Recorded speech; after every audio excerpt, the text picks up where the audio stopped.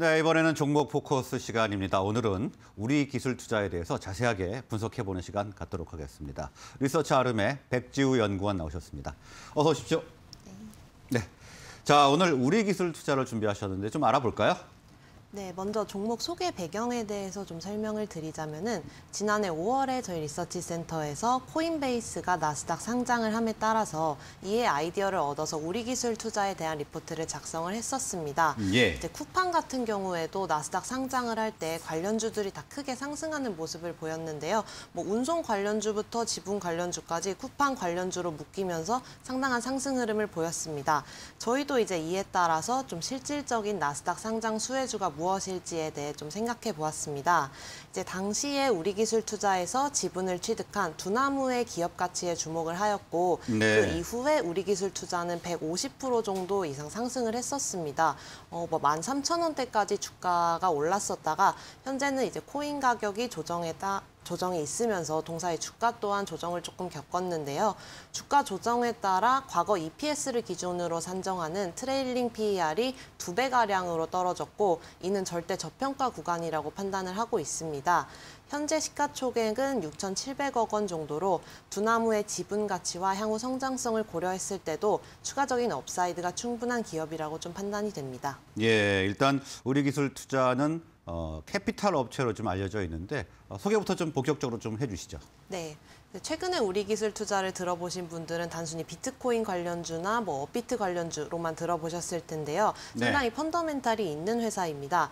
26년 업력의 정통 벤처 캐피탈 업체이고요. 1996년에 설립이 됐습니다. 이제 벤처 캐피탈이라는 게 조금 생소하실 수 있는데 벤처 캐피탈은 자본금 요건에 따라서 20억 원 이상의 자본금이 필요한 중소기업 창투사와 100억 원 이상이 필요한 신기술 사업 금융회사로 구분이 됩니다. 동사는 당연히 이제 현금 흐름이 탄탄한 회사이기 때문에 100억 원 이상의 자본금이 필요한 신기술 사업 금융회사로 구분이 됩니다.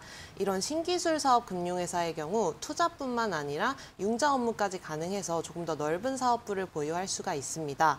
이제 동사의 경우도 융자 업무까지 함으로써 투자 수익에 더해서 여신금융까지 수익을 내고 있습니다. 실적에 대해서 간단하게 살펴보자면은 2021년 3분기 누적 수익은 3,900억 원, 영업이익은 3,700억 원 정도로 전년 동기 대비 매출액과 영업이익 모두 2,000% 이상 증가했습니다. 이렇게 많이 증가한 요인을 살펴보면은 영업수익의 99% 이상이 투자 수익에서 발생을 했습니다. 대부분이 두나무 공정가치 평가 변동에 따른 수익 인식인데요. 두나무 기업 가치가 이제 상승을 하면서 동사의 공정가치 평가에도 좀 변동이 있었습니다. 이런 투자 수익을 계산했을 때 지난 12개월 EPS가 PER 2.2배에 불과하므로 저평가 구간이라고 판단이 됩니다. 네, 일단 우리 기술 투자에서 주목되는 부분이 이 두나무의 지분 가치인 것 같은데요. 이 두나무에 대해서 좀 알아볼까요? 네, 두나무는 아직 상장은 안 한 비상장 업체이고요. 2012년에 설립된 블록체인과 핀테크 기업입니다. 두나무라고 하면 조금 어색하신 분들도 있으실 텐데 두나무는 표준 디지털 자산 거래소인 업비트를 보유한 회사입니다. 업비트 이외에도 소셜 트레이딩 기반 주식 플랫폼인 증권플러스, 비상장 주식 거래 플랫폼인 증권플러스 비상장 등을 운영하고 있습니다.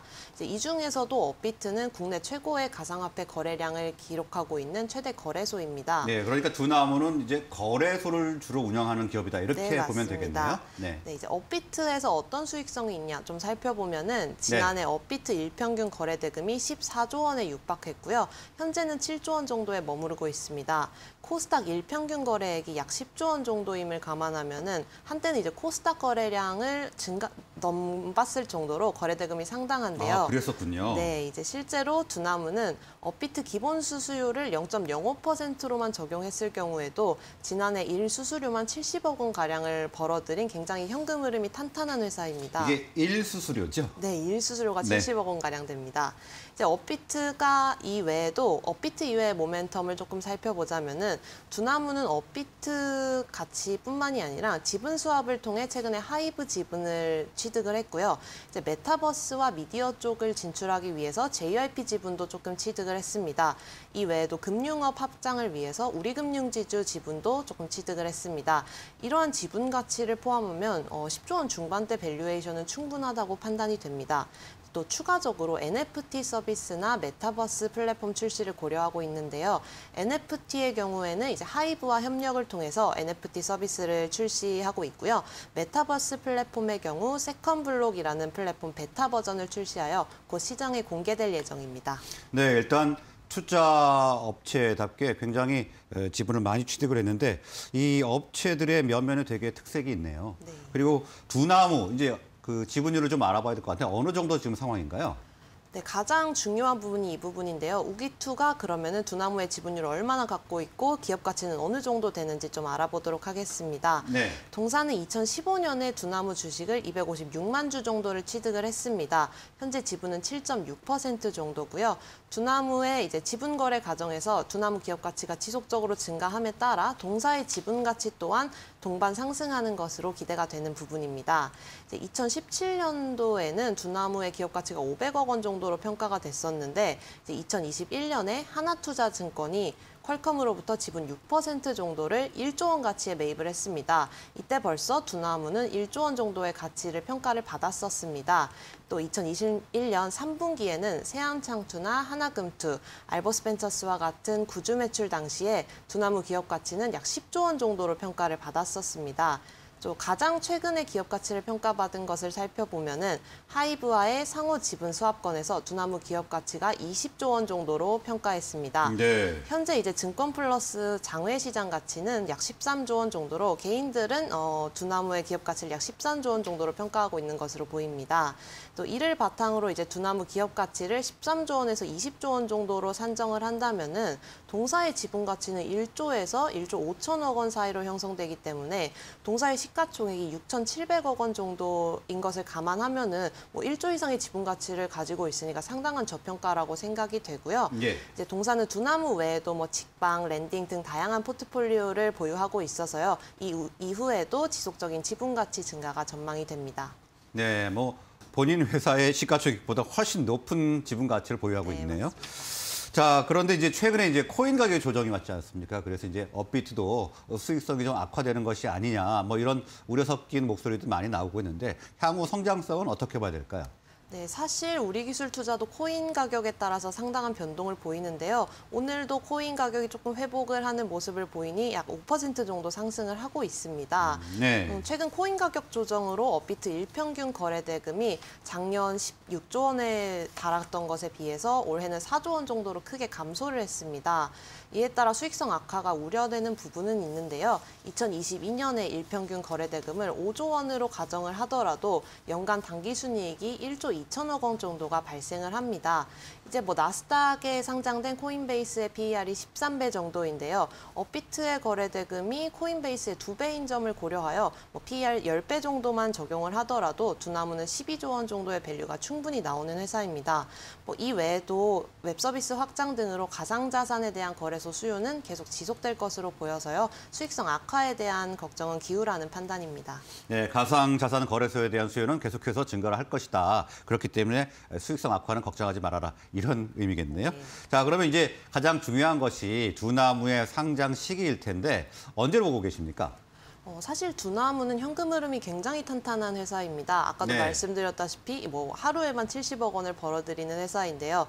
그래서 자본 조달이 급한 회사는 아니어서 상장 시기가 뭐 당장 할 것이다. 이런 예측은 조금 어렵지만 두나무가 기업 공개를 한다면은 한국 증시보다는 상장 요건이 까다롭지 않은 나스닥에 상장하게 될 가능성이 높습니다. 한국 증시보다 뭐 훨씬 더 큰 시장이어서 자본 조달이 수월하다는 장점도 있고요. 또 만약에 상장을 한다면은 우리 기술 투자 외에도 조금 주목해봐야 할 기업들에 대해서 알아보겠습니다. 우리 기술 투자 외에도 두나무 지분을 갖고 있는 하나투자증권에도 좀 주목해볼 만합니다. 하나투자증권은 이제 21년 2월 1조 원가량 밸류에이션으로 두나무 지분을 6% 취득한 바 있습니다. 또 이제 두나무가 나스닥에 상장을 하게 된다면 코인베이스와 비교를 좀 해봐야 되는데요. 코인베이스는 영업이익이 7조 원 정도, 두나무는 3조 원 정도로 약간 뒤처지지만 당기순이익단에서 거의 비슷한 모습을 보이고 있기 때문에 나스닥 시장에 상장을 못할 이유는 없다고 판단됩니다. 네, 일단 한국 증시보다는 자본 조달이 좀 쉬운 나스닥을 택할 가능성이 있고 아직 시기는 알 수 없다 이런 말씀이죠. 네. 자, 그러면 지금 현재 가격이 8,440원 정도인데 어느 정도 가격까지 봐야 될까요? 사실 나스닥 상장 이슈가 있었을 때 13,000원 선까지 돌파를 했던 모습을 보이고 있습니다. 네. 근데 지분 가치가 4분기에도 반영이 되고 아직 실적 공개를 안 한 상태거든요. 그래서 4분기 실적 공개가 나오고 조금 나스닥 상장이 가시화된다면은 13,000원 선까지는 충분히 볼 수 있지 않나 합니다. 네, 전 고점까지도 가능하지 않겠나 이런 의견을 제시해 주셨습니다. 오늘 말씀 여기까지 듣겠습니다. 고맙습니다. 감사합니다.